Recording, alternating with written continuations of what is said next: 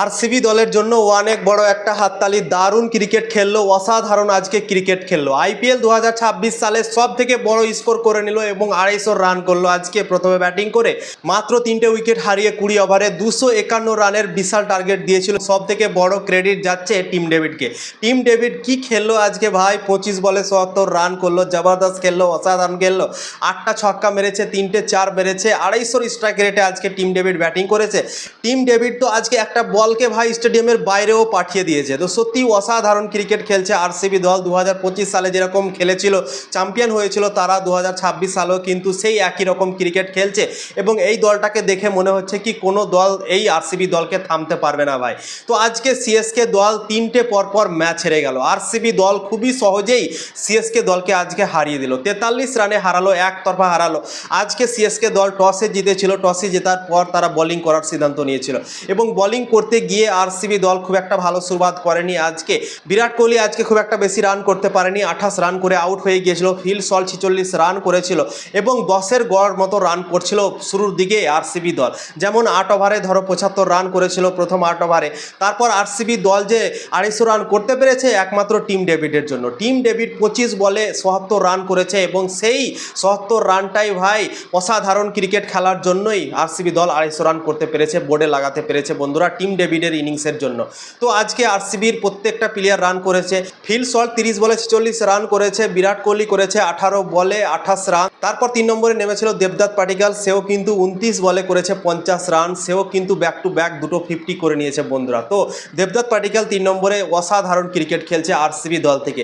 4 নম্বরে নেমেছিল আরসিবি দলের ক্যাপ্টেন রজত পাতিদার এবং সেও কিন্তু 48 রানের ইনিংস খেললো মাত্র 19টা বল খেলে এবং টিম ডেভিডের সাথ দিয়েছিল। টিম ডেভিড তারপর ব্যাটিং করতে এসেছিল, সেও কিন্তু 25 বলে 77 রান করলো। তারপর আরসিবি দল মাত্র 3টে উইকেট হারিয়ে 20 ওভারে 250 রান করে নিল। এই আইপিএল 2026 সালে সব থেকে হাইয়েস্ট রানও করে নিল বন্ধুরা। তারপর সিএসকে দল 251 রান চেস করতে নামলো এবং কি বলবো ভাই, সিএসকে দলের কোনো ব্যাটার মনে হচ্ছে খেলতে পারছে না এই আইপিএল 2026 সালে। ঋতুরাজ গায়কোয়াড় সিএসকে দলের ক্যাপ্টেন, সেও 3টে ম্যাচে ফ্লপ গিয়েছে, সে রান করতে পারেনি এবং সঞ্জু স্যামসনও 3টে ম্যাচে ফ্লপ চলে গেল।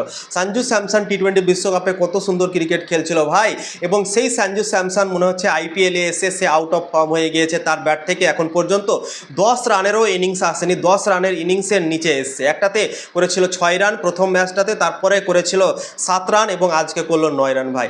তো 10 রানেরও গন্ডি পার করতে পারেনি সঞ্জু স্যামসন এবং খুবই আউট অফ ফর্ম মনে হচ্ছে সঞ্জু স্যামসনের ব্যাটিং দেখে মনে হচ্ছে ভাই। যেভাবে ক্রিকেট খেলছিল টি20 বিশ্বকাপে সেরকমভাবে কিন্তু চেন্নাই সুপার কিংসের দলে সে খেলতে পারে না বন্ধুরা। এবং সরফরাজ খান অনেক ইমপ্রেস করলো। সরফরাজ খান 3টে ম্যাচ খেললো, 3টে ম্যাচই কিন্তু তাবড়তোড় ক্রিকেট খেললো। প্রথম ম্যাচটাতে 17 করেছিল, দ্বিতীয় ম্যাচটাতে 32 করেছিল, আজকে 50 রান করলো বন্ধুরা। 24 বলে হাফ সেঞ্চুরি পূরণ করেছিল, তার পরের বলেই সে আউট হয়ে গিয়েছে। 25 বলে 50 রানের একটা বিধ্বংসী মিজাজে ব্যাটিং করলো সরফরাজ খান এবং তাকে দেখে মনে হচ্ছে কি অসাধারণ ক্রিকেট খেলছে এই ছেলেটা। লাস্ট মুহূর্তে চেন্নাই সুপার কিংস অকশনে সরফরাজ খানকে নিয়েছিল বন্ধুরা। তো কি বলবো, অসাধারণ পারফরম্যান্স সরফরাজ খান করলো এবং আইপিএলে এখন জায়গা করে ফেলেছে, প্লেইং 11-এ জায়গা করে ফেলেছে সিএসকে দলে সরফরাজ খান এবং এইভাবে যদি সে খেলতে থাকে তাহলে কিন্তু ভারতের দলেও কিন্তু জায়গা করে নিতে পারে বন্ধুরা। তো আরসিবি দল বোলিং ব্যাটিং সব জায়গায় আজকে কামাল করে দিল।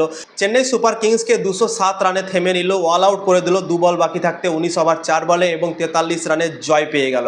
দুর্দান্ত বোলিং পারফরম্যান্স করলো আরসিবির প্রত্যেকটা বলার। জেকব ড্যাফি দুর্দান্ত বল করেছে, প্রথম ম্যাচটাতে 3 উইকেট নিয়েছিল, এই ম্যাচটাতেও 2টো উইকেট নিয়েছে। তারপর ভুবনেশ্বর কুমারও আজকে উইকেট নিয়েছে, কুণাল পান্ডিয়াও উইকেট নিয়েছে। তো ওভারঅল সবাই ভালো পারফরম্যান্স করছে আরসিবি দলের। 2025 সালে যেরকম চ্যাম্পিয়ন টিম খেলেছিল সেই চ্যাম্পিয়ন টিমই মনে হচ্ছে 2026 সালে খেলছে এবং মনে হচ্ছে কি এই দলটাকে থামা খুবই মুশকিল ভাই।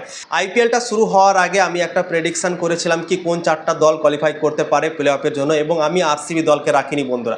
এখন দেখে মনে হচ্ছে কি আমি আরসিবি দলকে রাখিনি, তো আমি অনেক বড় ভুল প্রেডিকশন মনে হচ্ছে করেছি।